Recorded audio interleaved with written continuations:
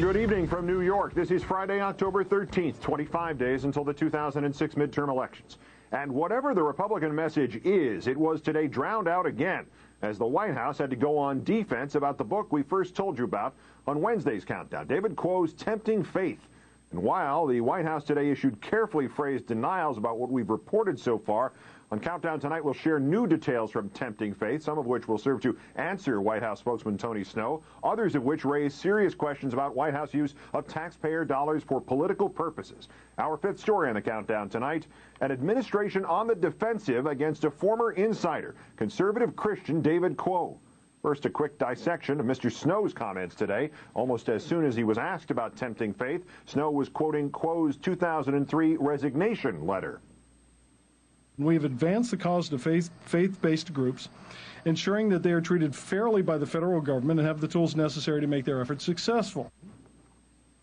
It is fitting that that was the big thing Snow chose to quote, because Quo's book makes clear that ensuring faith-based groups were treated fairly was, in fact, the White House priority, because it was easy and cheap. Moreover, Quo says it was unnecessary, because they struggled to find any examples of faith-based groups being treated unfairly beforehand. Snow stopped just short of calling Quo a liar, but the implication was clear. I'm a little bit perplexed because it does seem at odds with what he was saying inside the building at the time he departed. In fact, at the time he departed, Quo says he met with Chief of Staff Andy Card, telling him the president's promises had not been fulfilled, and, quote, worse than that, the White House hadn't tried. Worse than that, we had used people of faith to further our political agenda and hadn't given them anything in return. And finally, sir, this thought, he said to Card, I don't know if you're aware of this, but your staff frequently refers to the faith-based initiative as the effing faith-based initiative. That doesn't help. Oh, and on this question. Is Martha. it possible that Karl Rove called them nuts? He says no. Quo makes no claim about what Rove called evangelical leaders, but says Rove's office called them nuts, ridiculous, goofy. And while the White House may want to make sure its top vote-getting allies don't feel insulted, Quo's primary concern, and ours, is to follow the money. Tony Snow quoted no figures to refute Quo's central claim that when it comes to the president's promises, faith-based initiatives have been stiffed time after time. Snow did, however, deny any political uses of the office, including roundtables designed to help Republican candidates. On MSNBC today, the office's former director, Jim Tuohy, elaborated on that denial. You look at the record. I went to more Democrat districts than Republican ones. I had more public meetings with Democrat officials than Republican ones. In 2002, I was at a round table with Senator Landrieu, who was in a tight race in Louisiana. Ask Harold Ford. I went to his district. Tom Daschle, I met with him in 2002. Tuohy and the White House also denied this story back in 2002. But Quo explains our press shop responded with a statement. The bottom line is that Jim Tuohy travels all over the country to talk about the president's faith-based initiative, and he visits with people regardless of political affiliation. This was true in general. It was certainly not true of the roundtables. Quo explains that Democrats were not invited to roundtables until the Office of Faith-Based Initiatives decided it needed political cover. That's when it launched intensive efforts to find a Democrat who would invite them to do one. Quo writes that then White House political advisor Ken Mehlman was alone in knowing about Quo and Tuohy's roundtable plan, and no one knew that he and Tuohy, quote, both kept handy a copy of the political map with every state shaded to reveal its importance. Mine was taped to the pull-out shelf on my desk. Tuohy's was in a desk drawer. We never did anything without looking at them. Thomas Edsall is the one reporter Quo says even came close to the truth. He was working for the Washington Post at the time.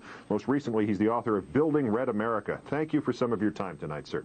Good to be with you. I'd like to start with Tony Snow's evidence that the faith-based office is not political and then get your response. Here's what the press secretary said today. If you take a look at the Joint Center for Political and Economic Studies, which is hardly a conservative group, it came to the conclusion that the faith-based initiative was dispensing money not on the basis of ideology. In fact, most of the money was going to blue states. Did Mr. Snow just imply there that the money went where Republicans are the weakest? Yeah, I mean, that's a strange claim. I mean, to put money into blue states means you're putting money into states where you hope to win and not into safe states. That doesn't depoliticize the program in any real sense at all. And also, if you look at the grants that were actually made, there was a huge percentage that were given to minority groups where you had previously Democratic religious leaders suddenly becoming Republican supporters of George Bush, getting multi-million-dollar grants under the two major programs, which were the Compassion Capital Fund and the abstinence programs. Sometimes these people were in blue states, but these were blue states like Pennsylvania, like Wisconsin, like Minnesota, all of which the Bush administration, the Bush campaign had hoped to win in going into 2004 and to convert them into red states. Mr. Edsall, what exactly did you report for the Post back in 2002, and with retrospect, do you think you were over or underestimating at the time? From reading David Quo's book, clearly we underestimated it. What I reported back then was some of what he cites, that there were a great many early appearances, clearly before they were worried that it was looking too Republican, in key competitive districts where Republicans were struggling to survive. And the case specifically that I went into at some length was in South Carolina, where there was a huge conference put on at the behest of then Senator Strom Thurmond, and it was put on by the South Carolina Republican Party, which issued the invitations, and then on Republican Party letterhead afterwards sent out to all the attendees, who were basically the black ministers of South Carolina, how to actually apply for grants, how to what to do next, and offering their help as a political party. It was explicitly political. How much money are we talking about? Do you know, and do you know if it stopped after you reported it in 2002? It didn't stop because I was able to do a story after the 2004 election documenting a lot more money. I mean, the money didn't really start flowing. We're talking back in 2002 as sort of the worm is put on the hook, and the word is out that there is going to be money starting to flow to faith-based groups. And in the minority community, you got very poor churches, very poor religious groups, desperate for money, and this was very strong bait. Not very much money ultimately by federal standards went into this. The Compassion Capital Fund would get roughly $30 to $50 million a year, and the new abstinence education money, which went largely to anti-abortion groups that were supportive of President Bush, got about the same. We're not talking billions, we're talking millions. But that, when you're talking very marginal hand-to-mouth groups, that's a lot of money. Do you have an estimation, not a financial one, but one about impact regarding Quo's book? You have worked and reported within these realms. Do you think this is going to resonate with the people he's talking about? Are people going to come away from the evangelical right and the religious right and say we've been conned by the Bush administration?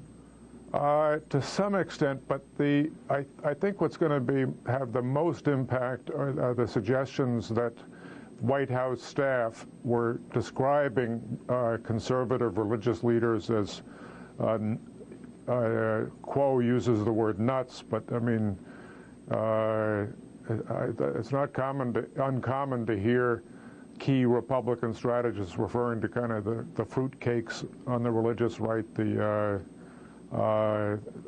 is a lot of tension between Republican Party regulars and the religious leaders, and religious leaders are often very offended when they hear through this kind of thing. And Quo has a lot of credibility because he's a legitimate conservative Christian. He's not some left-wing bomb thrower looking just to stir up trouble. He is a serious person.